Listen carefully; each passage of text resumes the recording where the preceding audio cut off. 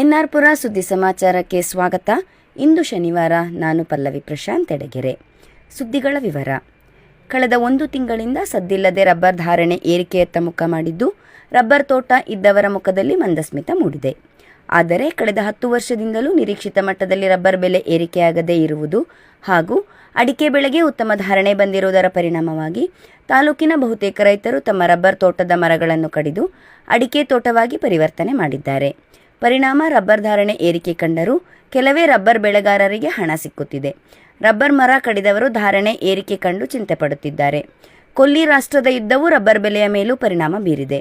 ಯುದ್ಧದಿಂದಾಗಿ petroleum product ಬೆಲೆ ಏರಿಕೆಯಾಗಿದ್ದು, synthetic rubber ಬೆಲೆಯೂ ಏರಿಕೆಯಾಗಿದೆ. ರಬ್ಬರ್ ಟೈರ್ ತಯಾರಿಕೆಯಲ್ಲಿ ಸಿಂಥೆಟಿಕ್ ರಬ್ಬರ್ ಜೊತೆಗೆ ನ್ಯಾಚುರಲ್ ರಬ್ಬರ್ ಉಪಯೋಗಿಸುವುದರಿಂದ ರಬ್ಬರ್ ಬೆಲೆಯೂ ಏರಿಕೆಯತ್ತ ಹೊರಟಿದೆ. ಈ ವಾರದಲ್ಲಿ ಗ್ರೇಡ್ ರಬ್ಬರ್ 226ರ ಆಸುಪಾಸಿನಲ್ಲಿದೆ. ಲಾಟ್ ರಬ್ಬರ್ 200 ರೂಪಾಯಿ ಮುಟ್ಟಿದೆ. ಕಳೆದ 10 ರಿಂದ 12 ವರ್ಷದ ಹಿಂದಿನವರೆಗೂ ಗ್ರೇಡ್ ರಬ್ಬರ್ 1 ಕೆಜಿಗೆ 130 ರಿಂದ 140 ರೂಪಾಯಿವರೆಗೆ ಮಾತ್ರ ಇತ್ತು. ಲಾಟ್ ರಬ್ಬರ್ 90 ರಿಂದ 96ರವರೆಗೆ ಮಾತ್ರ ಇತ್ತು. ಕಳೆದ 3 ವರ್ಷದ ಹಿಂದೆ ಇದ್ದಕ್ಕಿದ್ದಂತೆ ಗ್ರೇಡ್ ರಬ್ಬರ್ 240 ಮುಟ್ಟಿ ಕೇವಲ 1 ವಾರದಲ್ಲೇ ಮತ್ತೆ 160 ರೂಪಾಯಿಗೆ ಇಳಿದಿತ್ತು.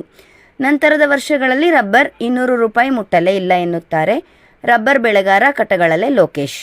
ನರಸಿಂಹರಾಜಪುರ ತಾಲೂಕು ರಬ್ಬರ್ ಉತ್ಪಾದಕರ ಸಂಘದ ಅಧ್ಯಕ್ಷ ಟಿವಿ ವಿಜಯ ಎನ್ಆರ್ ಪುರ ಸುದ್ದಿ ಸಮಾಚಾರದೊಂದಿಗೆ ಮಾತನಾಡಿ, ಕೊಲ್ಲಿ ಯುದ್ಧದ ಪರಿಣಾಮವಾಗಿ ರಬ್ಬರ್ ಬೆಲೆ ಏರಿಕೆಯಾಗಿದೆ. ಯುದ್ಧದಿಂದ ಪೆಟ್ರೋಲಿಯಂ ಪ್ರಾಡಕ್ಟ್ಗಳ ಬೆಲೆ ಏರಿಕೆಯಾಗಿದೆ. ಇದರಿಂದ ಸಿಂಥೆಟಿಕ್ ರಬ್ಬರ್ ಬೆಲೆಯೂ ಏರಿಕೆಯಾಗಿದೆ. ರಬ್ಬರ್ ಟೈರ್ ತಯಾರಿಸಲು ಸಿಂಥೆಟಿಕ್ ರಬ್ಬರ್ ಹಾಗೂ ನ್ಯಾಚುರಲ್ ರಬ್ಬರ್ ಮಿಕ್ಸ್ ಮಾಡುತ್ತಾರೆ ಎಂದರು. ಬಿಎಚ್ ಕೈಮರ ರಬ್ಬರ್ ವ್ಯಾಪಾರಿ ಕೆವಿ ಸಾಜು ಎನ್ಆರ್ ಪುರದ ಸುದ್ದಿ ಸಮಾಚಾರದ ಪ್ರತಿನಿಧಿಯೊಂದಿಗೆ ಮಾತನಾಡಿ, ನರಸಿಂಹರಾಜಪುರ, ಬಿಎಚ್ ಕೈಮರ ಹಾಗೂ ಸಿಂಸೆ ಸೇರಿ 8 ರಬ್ಬರ್ ಖರೀದಿ ಅಂಗಡಿಗಳಿವೆ. ರಬ್ಬರ್ ಧಾರಣೆ ಏರಿಕೆ ಕಂಡರೂ ರಬ್ಬರ್ ತೋಟವೇ ಕಡಿಮೆಯಾಗಿರುವುದರಿಂದ ನಿರೀಕ್ಷಿತ ರಬ್ಬರ್ ಮಾರುಕಟ್ಟೆಗೆ ಬರುತ್ತಿಲ್ಲ ಎಂದರು.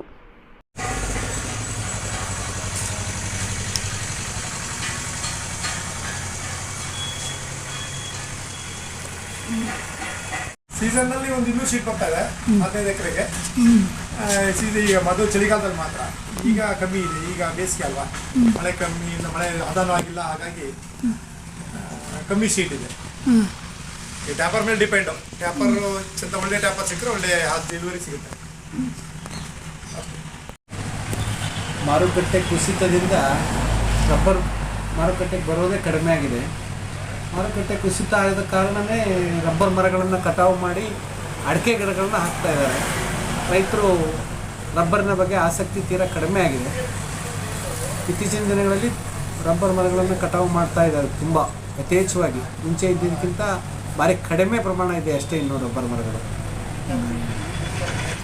ಕರ್ನಾಟಕ ರಾಜ್ಯ ಪ್ರಾಥಮಿಕ ಶಾಲಾ ಶಿಕ್ಷಕರ ಸಂಘದ ತಾಲೂಕು ಶಾಖೆಯ ಪದಾಧಿಕಾರಿಗಳ ಚುನಾವಣೆಯು ಏಪ್ರಿಲ್ 19ರ ಭಾನುವಾರ ಬೆಳಗ್ಗೆ 8:30 ರಿಂದ ಸಂಜೆ 4:30 ಗಂಟೆಯವರೆಗೆ ಬಿಆರ್ಸಿ ಕಚೇರಿಯ ಸಭಾಂಗಣದಲ್ಲಿ ನಡೆಯಲಿದೆ ಎಂದು ಚುನಾವಣಾಧಿಕಾರಿ ಶಬಾನಾ ಅಂಜುಮ್ ತಿಳಿಸಿದ್ದಾರೆ.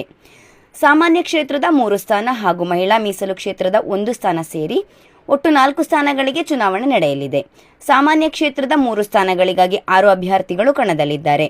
1 ಮಹಿಳಾ ಮೀಸಲು ಕ್ಷೇತ್ರದಲ್ಲಿ 2 ಮಹಿಳಾ ಶಿಕ್ಷಕಿಯರು ಕಣದಲ್ಲಿದ್ದಾರೆ. ತಾಲೂಕಿನ ಸರ್ಕಾರಿ ಶಾಲೆಯ 208 ಶಿಕ್ಷಕರು ಮತ ನೀಡಲಿದ್ದಾರೆ.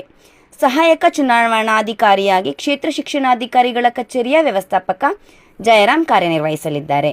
ಭಾನುವಾರ ಚುನಾವಣೆ ಮುಗಿದ ನಂತರ ಎಣಿಕೆ ಕಾರ್ಯ ನಡೆದು ಫಲಿತಾಂಶ ಪ್ರಕಟಿಸಲಾಗುವುದು ಎಂದರು.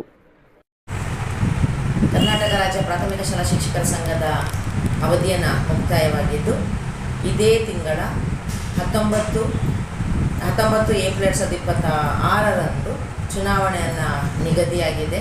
ಈಗ ಆಲ್ರೆಡಿ ಅವರಿಗೆ ನೀತಿ ಸಂಹಿತೆಯಲ್ಲಿ ಜಾರಿಯಿದೆ. ಅದಕ್ಕಾಗಿ ನಮ್ಮ ನರಸಿಂಹರಾಜಪುರ ತಾಲೂಕಲ್ಲಿ ನಮ್ಮ ಎಲೆಕ್ಷನ್ ನಡೆಯುವಂಥ ಸ್ಥಳ ಬಿಆರ್ಸಿ ಕೇಂದ್ರ ನರಸಿಂಹರಾಜಪುರ ತಾಲೂಕು ಕ್ಷೇತ್ರ ಶಿಕ್ಷಣಾಧಿಕಾರಿಗಳ ಕಚೇರಿ. ಇಲ್ಲಿ 4 ಸ್ಥಳಗಳಿಗೆ 8 ಜನ ಪ್ರತಿಯಾಳಿಗಳಾಗಿದ್ದಾರೆ. 2 ಮಹಿಳಾ ಮೀಸಲಾತಿ 1 ಹುದ್ದೆ ಇದ್ದು 2 ಅದಕ್ಕೆ ಚುನಾವಣೆಗೆ. ಸರ್ಕಾರಿ ಶಾಲೆಯಲ್ಲಿ 9 ರಿಂದ 12ನೇ ತರಗತಿಯಲ್ಲಿ ಅತಿ ಹೆಚ್ಚು ಅಂಕ ಪಡೆದ 10 ಬಡ ವಿದ್ಯಾರ್ಥಿಗಳಿಗೆ ಪ್ರತಿ ಜೆಸಿ ಘಟಕದಿಂದ ಸ್ಕಾಲರ್ಶಿಪ್ ನೀಡುವ ಕಾರ್ಯಕ್ರಮವಿದೆ ಎಂದು ಜ್ವಾಲಾಮಾಲಿನಿ ಜೆಸಿ ಸಂಸ್ಥೆಯ ಅಧ್ಯಕ್ಷ ಆದರ್ಶ ಬಿಗೌಡ ತಿಳಿಸಿದರು. ಅವರು ಗುರುವಾರ ಗುಬ್ಬಿಗಾ ಗ್ರಾಮ ಪಂಚಾಯಿತಿಯಲ್ಲಿ ನಡೆಯುತ್ತಿದ್ದ ಮಕ್ಕಳ ಬೇಸಿಗೆ ಶಿಬಿರದಲ್ಲಿ ಜ್ವಾಲಾಮಾಲಿನಿ ಜೆಸಿ ಸಂಸ್ಥೆಯ ವತಿಯಿಂದ ನಡೆದ ವ್ಯಕ್ತಿತ್ವ ವಿಕಸನ ಶಿಬಿರದ ಅಧ್ಯಕ್ಷತೆ ವಹಿಸಿ ಮಾತನಾಡಿದರು. ಜೆಸಿ ಸಂಸ್ಥೆ ಪ್ರಾರಂಭವಾಗಿ 110 ವರ್ಷಗಳು ತುಂಬಿದೆ.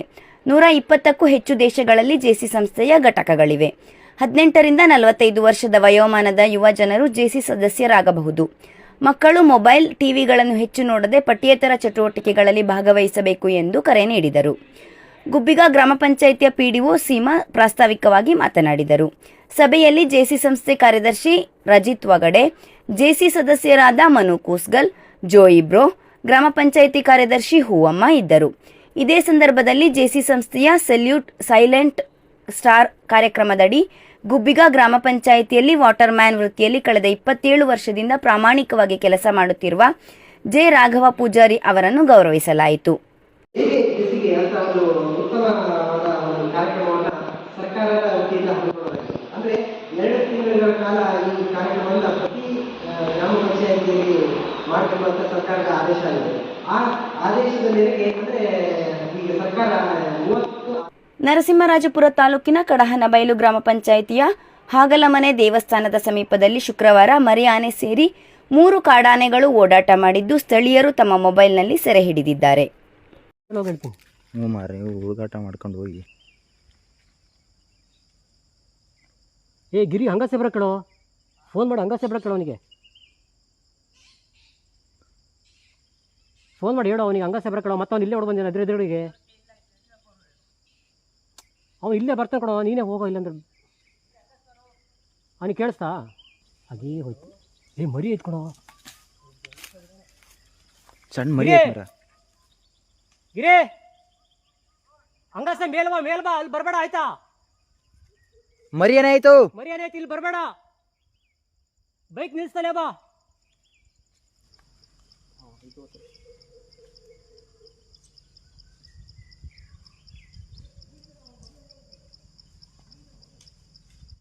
ತಾಲೂಕಿನ ಸುದ್ದಿ ಸಮಾಚಾರಗಳಿಗಾಗಿ ಸದಾ ಕೇಳ್ತಾ ಇರಿ NR ಪುರ ಸುದ್ದಿ ಸಮಾಚಾರ.